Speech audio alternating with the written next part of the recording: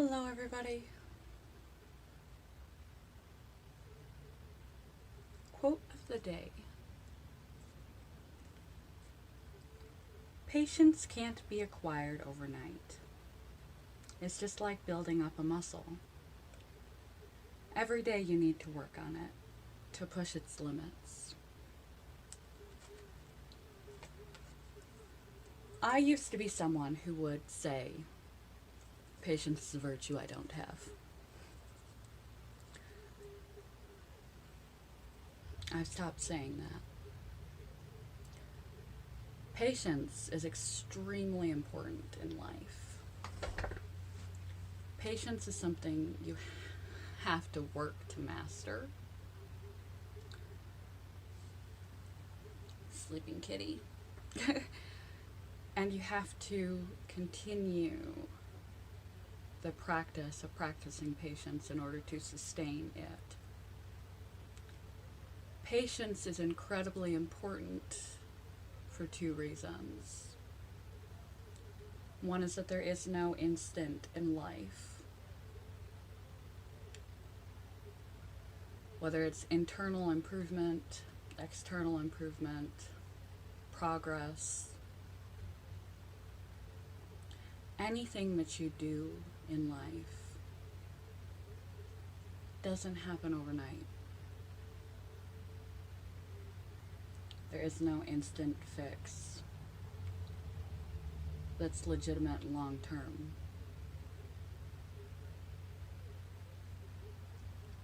It takes time to grow yourself, to know yourself, to change your circumstances. It takes time to change your behaviors and your habits. It takes time to change. It takes time to progress. It takes time to build, create, do everything.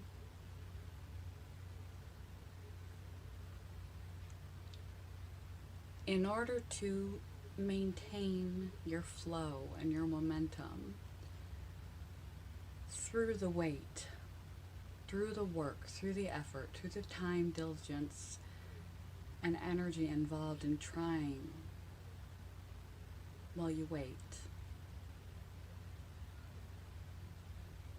To continue to put in the reps toward what you want to improve, to be better at, to be better in your life, to be more peaceful, happy, and serene, to master yourself and your life and goals and opportunities and anything that you're working toward in order to maintain that momentum.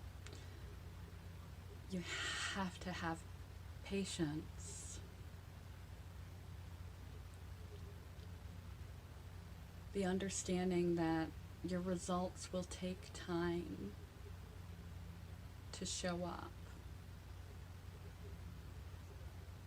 For you to get a grip and a handle on it, for it to become a normal part of who you are and what you do, versus a struggle. And then further time for it to pay dividends, visible in yourself and in your life. The consistency and continuation of doing this effort over and over and over and over again over time. If you don't have the patience to wait for the evidence to unveil itself that you're going in the right direction, you will lose your momentum when you don't see it paying off. In our instant gratification culture, where we can hit a button on a mouse and get what we want right now, so many ways to get instant emotional hits and boosts of brain chemicals that make us feel good. It's harder than ever to have the patience to wait for the long-term positive result of all your efforts. But possessing patience will enable you to wait. The second aspect of patience that makes it really important to master is long-term benefits versus immediate gratification. In life, often you got to play the long game if you want a better quality of life, health, self, relationships, etc. What may feel good now, what may sound good now, may not be the best choice for you in the long run. And especially if you suffer from mental illness or emotional issues. We are innately, physiologically designed to seek comfort,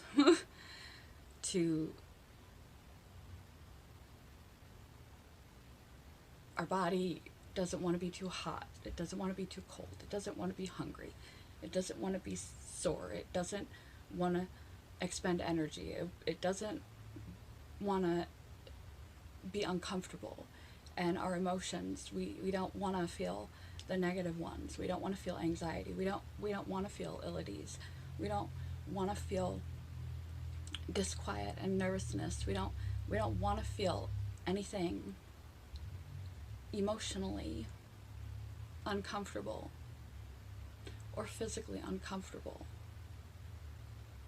And so this can lead us to negative coping mechanisms for immediate relief. Drugs and alcohol, risky behaviors, bad food choices, reacting in anger, spontaneous reactions like calling into work or walking off our job,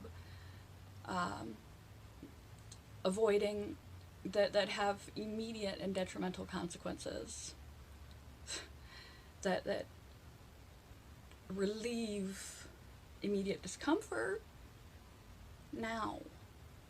But it's like an emotional credit card. You're charging money you don't have, and that money has interest that accrues, and later you're going to pay for it. Further, we don't want to exercise. We don't want to move our bodies. We want to sit. We want to be still. We're not motivated to exercise. Exercise doesn't give any, it does give some, and depending on who you are, it gives more emotional release and endorphins and etc. But oftentimes we're overcome with the immediate need to be lazy, not to hurt, not to move, not to bother keeping up with our fitness. It's hard for us to see in the immediate moment of seeking comfort the long-term benefits of longevity and quality of health. It doesn't matter if we live a long time, if we live a long time physically suffering. You want your long-term quality of life to be well. You want the relationships that you have in the long term to be well. You want your health to be well by not damaging yourself, making comfort food and drug and poor spouted out reactionary decisions, and your relationships with other people, not thinking ahead, not thinking long term. And patience is what's going to enable you to play the long game.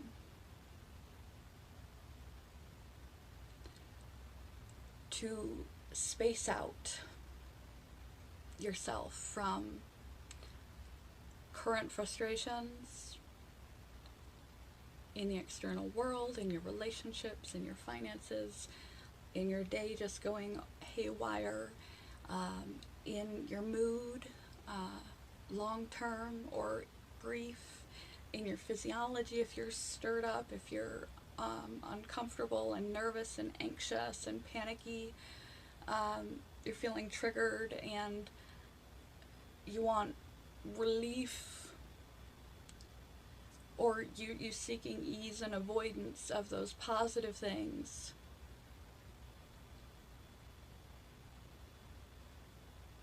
For immediate payoff.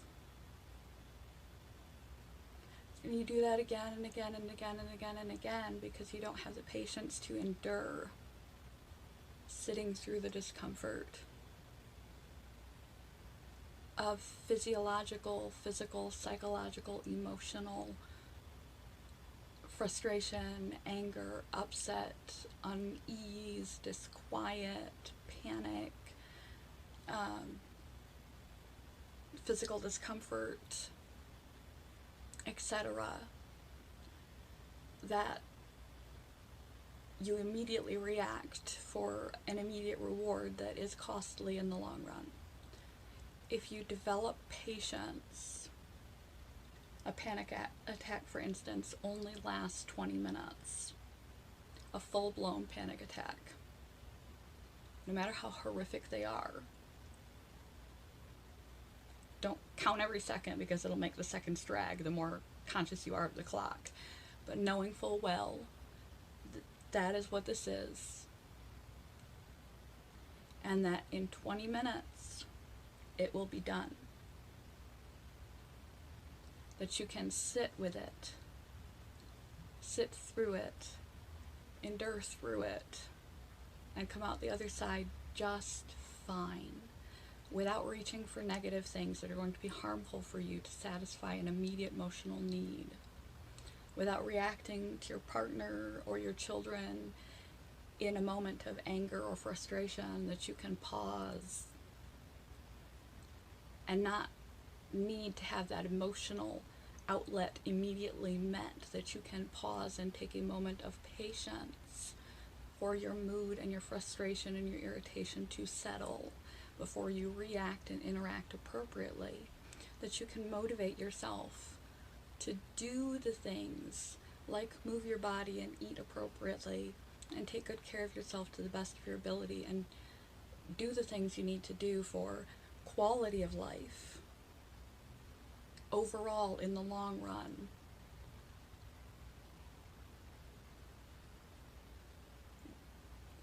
Like exercise rather than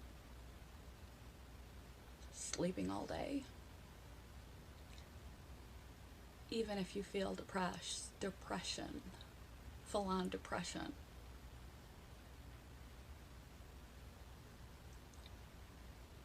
Being able to have patience allows you endurance to sit with yourself, sit with your thoughts, sit with your body, sit with your physiology, sit with your emotions, and endure them and wait.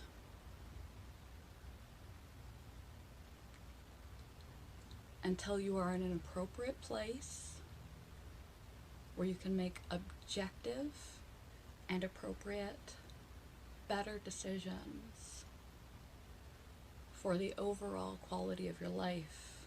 Decisions that if you made in the immediacy, you would regret having made those decisions.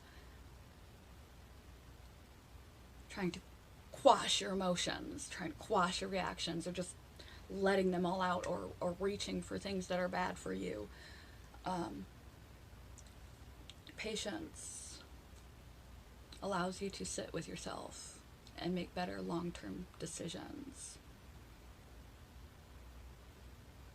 And endure and resilient. And the more often you endure your own internal disquiet, the quieter it becomes, the more conditioned it becomes, that you do not need this object substance reaction to bring you back down to some sort of baseline, that itself will come down to some sort of baseline where you can act appropriately for your own best interest and the best interest of your life and those around you. The more often you do not immediately react, that you have patience and build resilience through patience, through waiting. Even in long-term depression situations, that you are able to make it to the other side without doing bad things to yourself, to your life, because you know there's another side. Even if that patience and that endurance is patience and endurance that has to last for months.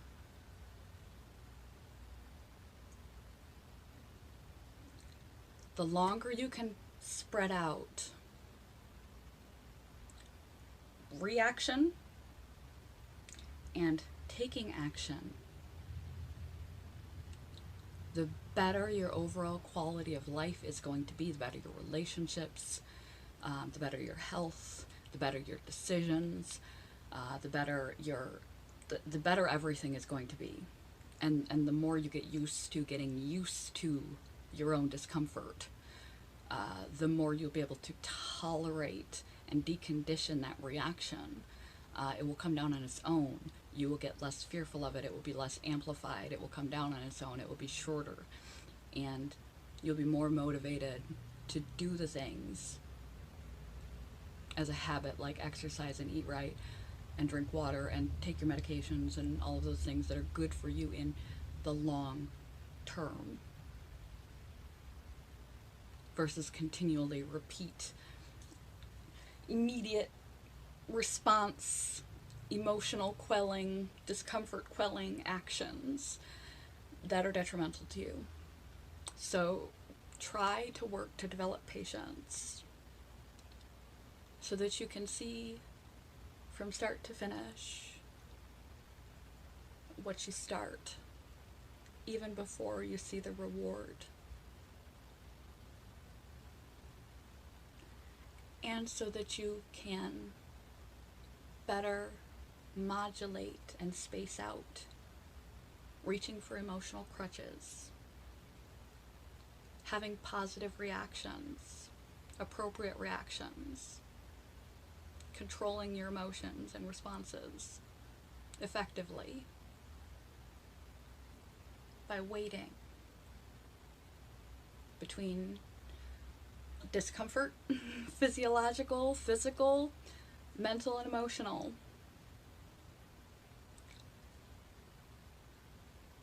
Disease and response times and response types. The better your patience, the longer your endurance, the more resilience you build up, the more effective and good for you your choices will be. So I no longer say that patience is a virtue I lack. Patience is a virtue I work very hard to maintain, obtain, and maintain, and keep up, and remind myself how important it is for the overall quality of my life. And if you are suffering in an addiction, one more aside, we're designed to avoid discomfort. Withdrawal is not a pleasurable physical experience. Often a person wants to recover until they start to go into withdrawal. And then everything in them is screaming like a person screams for oxygen if you suffocate them. Every physiological aspect of them in their neurochemistry and their body is screaming for the drug. The more help, support you can have to ease those symptoms in a healthful, doctor-observed detox, the better your chances. And the more often you practice patience and sitting with discomfort, the more likely you are going to be able to recover from your addiction, because you're willing to face the withdrawals.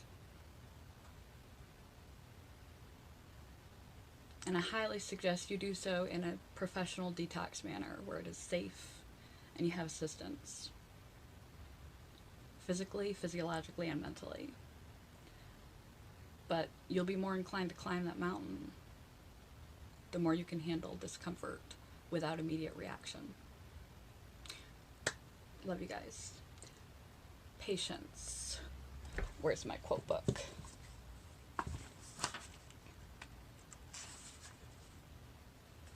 There we go.